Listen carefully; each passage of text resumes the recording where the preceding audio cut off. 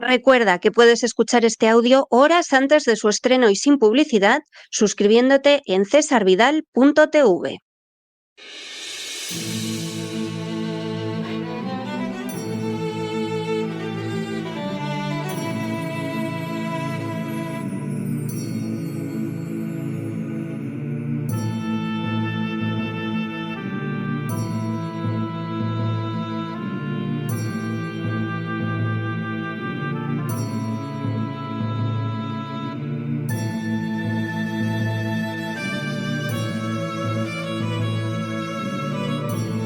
La Voz con César Vidal, desde el exilio. Muy buenos días, muy buenas tardes, muy buenas noches y sobre todo muy bienvenidos a esta nueva singladura de La Voz. Soy César Vidal, hoy es el martes 21 de octubre de 2025 y me dirijo a los hispanoparlantes de ambos hemisferios, a los situados a uno y otro lado del Atlántico y del Pacífico y, como siempre, lo hago desde el exilio. Corría el año 1875 cuando se fundó en Lyon un banco conocido como la Union Générale. A su cabeza estaba Paul Eugène Bontou, antiguo jefe de departamento de los hermanos Rothschild, consejero general de los Altos Alpes, que acababa de ser invalidado en las elecciones legislativas de 1877 por fraude electoral. Pero la inspiración del nuevo banco se hallaba sobre todo en un conjunto de católicos y monárquicos franceses que pretendían utilizar el mercado de valores como una forma de modelar a la sociedad francesa a su gusto. Partiendo de esa base, no puede sorprender que el banco recibiera un apoyo inmediato y considerable de los círculos católicos y legitimistas y que obtuviera el respaldo del conde de Chambord, pretendiente al trono de Francia. El banco creció de manera rápida, multiplicando las inversiones como el primer ferrocarril en Serbia, la entrada en el mercado de los seguros, la creación de la Compañía de Agua y Alumbrado de Lyon o la financiación de operaciones en el norte de África y Egipto. Todo ello sumado a la especulación en el mercado de valores. A pesar de su éxito aparente, en enero de 1882, la Union Générale se vio obligada a suspender pagos y finalmente entró en quiebra. Se trató del primer desastre en la historia financiera contemporánea y las consecuencias resultaron de enorme gravedad porque afectaron a las minas, a la metalurgia y a la construcción, provocando un considerable aumento del desempleo, así como violentos conflictos sociales como la Gran Huelga Minera de 1884 y la de Caspio. La mezcla de ideología y de especulación financiera había concluido con consecuencias desastrosas que, como suele suceder en este tipo de acontecimientos, siempre acaban pagando los más débiles. En las últimas horas hemos tenido nuevas noticias sobre la política seguida por BlackRock hacia la Unión Europea.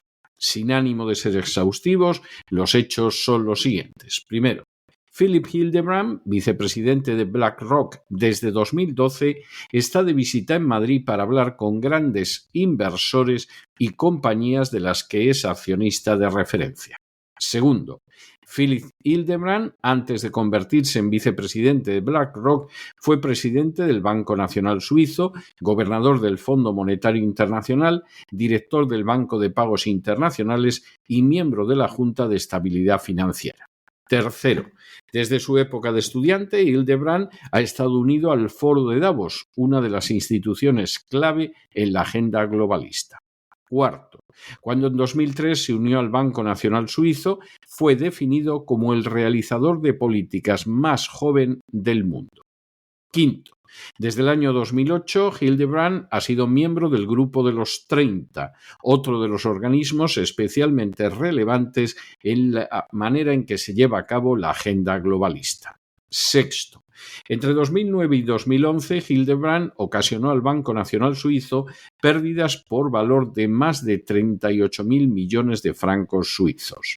Séptimo, Hildebrand ha sido también el cerebro de la vinculación del franco suizo con el euro desde el año 2011. Octavo, También en el año 2011, la esposa de Hildebrand, Kasia, se vio involucrada en un escándalo relacionado con información privilegiada que le repartió varios millones de dólares, lo que desembocó en la dimisión de Hildebrand el 9 de enero de 2012, tanto del Banco Nacional Suizo como del Fondo Monetario Internacional. Ese mismo año fue contratado por BlackRock. Noveno. La visita de Hildebrand a Madrid está totalmente justificada desde el momento en que BlackRock es el principal dueño de la bolsa española, así como el de otras naciones. Décimo. En el curso de una entrevista concedida a Actualidad Económica, Hildebrand ha señalado que Europa ha empezado a reconocer la magnitud de cuánto atrás se ha quedado frente a Estados Unidos en crecimiento, en competitividad, en productividad y, más importante todavía, en el tamaño de sus mercados de capitales. La economía europea, según Hildebrand, tiene prácticamente el mismo tamaño que la de Estados Unidos y, sin embargo, su mercado representa solo el 20% a nivel mundial frente al 70% aproximadamente de Estados Unidos. Para Hildebrand, la solución sería hacer caso de los informes de dos antiguos primeros ministros italianos, Enrico Letta y Mario Draghi. Undécimo. Hildebrand es claro en el sentido de que el dinero para las futuras inversiones ha de salir de los ahorros de los europeos, afirmando que la seguridad está siendo un desencadenante importante y una de las grandes oportunidades puede ser también a nivel inversor que los estados europeos tienen muy poco margen para incrementar la recaudación a través de impuestos, teniendo en cuenta sus cuentas nacionales y ante las necesidades tan abultadas de financiación en transición energética, infraestructura, data centers y seguridad. ¿De dónde va a venir ese dinero? Tiene que llegar desde los mercados de capitales. Existe una discusión creciente sobre la necesidad que tiene Europa de tener un activo líquido y seguro, esencialmente un eurobono. La combinación de una mayor presión fiscal, comercial y de seguridad básicamente forzará a Europa a dar pasos concretos que permitan crecer a los mercados de capitales. No vamos cortos de ahorros. Hay 10 billones de euros en depósitos bancarios. El desafío no es ahorrar más, sino ser capaces de movilizar esos ahorros en un sentido más eficiente. Duodécimo. Según Hildebrand, si Europa no consigue apoderarse de ese dinero de los ahorradores, francamente en algún momento la pregunta que plantearse será ¿para qué sirve Europa? 13. Hildebrand también afirma que hay dos tipos de países en Europa, los que saben que son pequeños y los que todavía no han reconocido que lo son. La única vía de que Europa pueda definir su propio futuro es encontrando el camino que nos permita ser fuertes, unidos, y para ello el mercado de capitales es una pieza muy importante. 14. Hildebrand cierra la posibilidad a las alternativas señalando que Europa no tiene elección. Un buen ejemplo de ello son los eurobonos. Puedo entender desde un punto de vista germánico la disciplina fiscal, pero si no tienes un solo instrumento líquido de financiación en Europa, ¿cómo vas a construir un mercado de capitales? 15.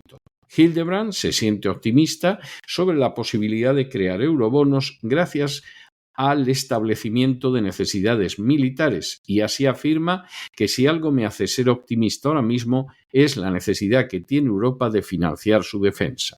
Necesitamos levantar fondos para invertir, para renovar el equipamiento militar y para comprar nuevo armamento. Estamos viendo incursiones de drones casi todos los días. Existe una oportunidad real de financiar la necesidad de aumentar la seguridad en Europa de una manera verdaderamente europea con un activo seguro y líquido. 16. Hildebrand se muestra favorable a los planes de Christine Lagarde de crear un euro digital y a la vez de intentar salvar el desastre demográfico de Europa mediante el mercado de capitales, afirmando: si queremos crecer en el futuro, no va a depender del crecimiento demográfico.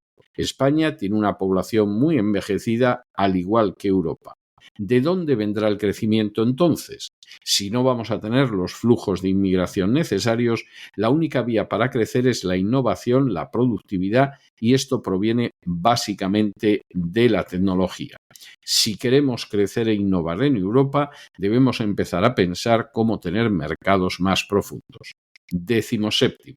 Hildebrand alaba también en la entrevista los grandes gastos armamentísticos emprendidos por los Estados europeos, así como una inversión que ya no dependería tanto de los bancos como de los fondos de capitales. Según sus palabras, la gran masa monetaria está en el lado privado del mercado. 18. Para conseguir convencer al ciudadano europeo para que se sume a esa política, Hildebrand señala que necesitamos impulsar todos los botones disponibles porque es un cambio cultural que debe comenzar en los colegios y universidades. 19.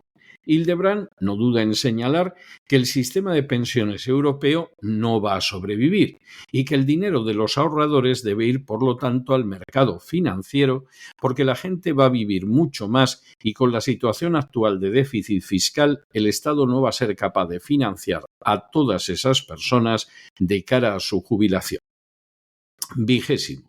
Para insistir en la necesidad de que la Unión Europea adopte la política impulsada por BlackRock, Hildebrand se pregunta, ¿va a utilizar Europa este momento histórico para responder o será una nueva oportunidad perdida? 21. Hildebrand afirma a continuación que lo que Europa está viviendo es un momento muy importante, similar a cuando la Unión Soviética colapsó en la década de los 80 y en 4 años se creó el Tratado de Maastricht y había comenzado la integración europea. No creo que esto hubiera sucedido sin que colapsara antes la Unión Soviética.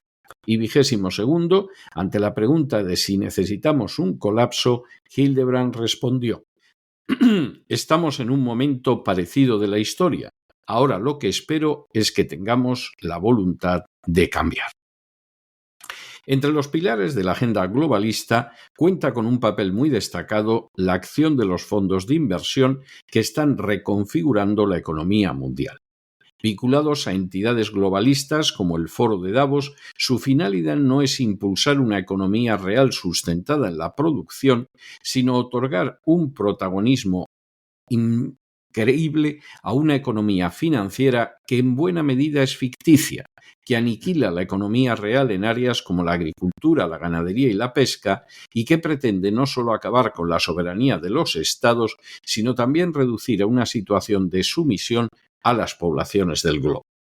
Para alcanzar esa meta, los fondos de inversión, que cuentan con presupuestos superiores a los de todos los países del mundo, con la excepción de Estados Unidos y China, y que controlan la práctica totalidad de las bolsas nacionales, no se detienen ante nada. Al respecto, la entrevista de un personaje tan significativo como Hildebrand, el número 2 de BlackRock, resulta altamente reveladora. Sin apenas ocultarlo, Hildebrand amenaza a Europa con un desplome semejante al que sufrió la Unión Soviética en 1991 si no cede ante su política. Esa política implica una mayor rendición a los fondos de inversión y una entrega a estos del dinero de los ahorradores europeos. Para conseguir lo que apenas puede ocultarse, que es un robo de los ahorros de millones de ciudadanos europeos, Hildebrand plantea varios pasos. El primero es el lavado de cerebro de los europeos desde la misma infancia a fin de que coloquen sus ahorros a merced de los fondos de inversión y no de una seguridad o de una producción reales. A esa circunstancia se ha de sumar el que Europa se endeude en grandes programas como el armamentístico que realmente no son necesarios, pero que proporcionan inmensas ganancias a los fondos de inversión. Para alentar esa marcha impulsada desde la infancia, los Estados europeos han de crear eurobonos que los endeuden todavía más y no se ha de recuperar la demografía europea, sino continuar el desplome poblacional sumado a la inmigración extranjera. Ese panorama dificultará mantener el sistema de pensiones, sistema, por cierto, plenamente sostenible de no ser por los gastos políticos desaforados.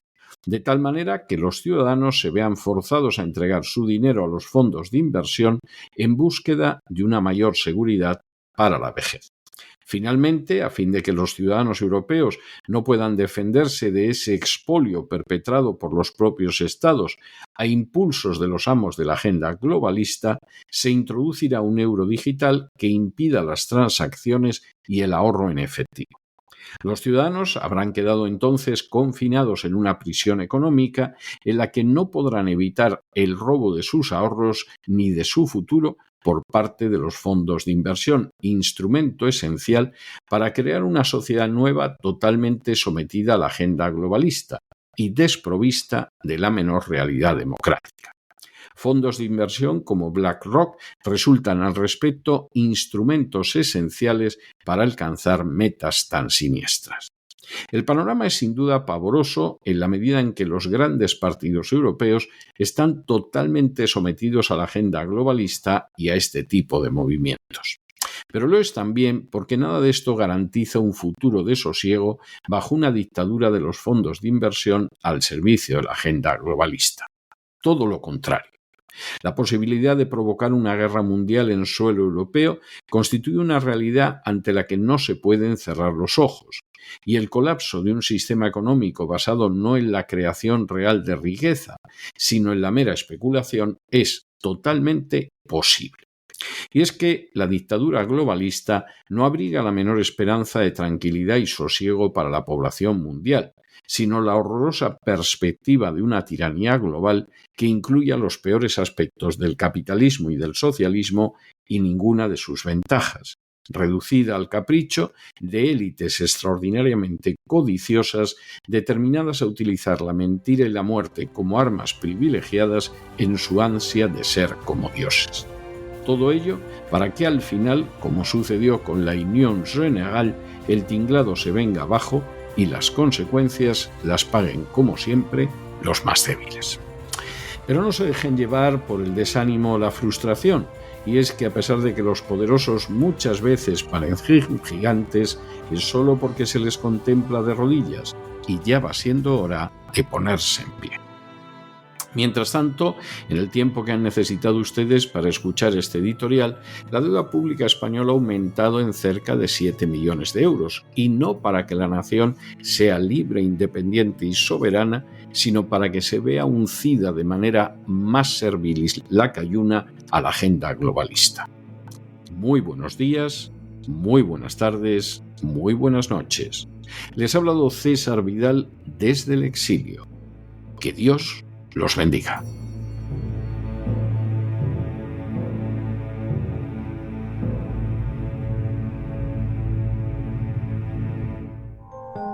Sección patrocinada mediante crowdfunding con el siguiente mensaje: Nuestro Señor Jesucristo, el único Dios verdadero, es misericordioso y nuestro Salvador.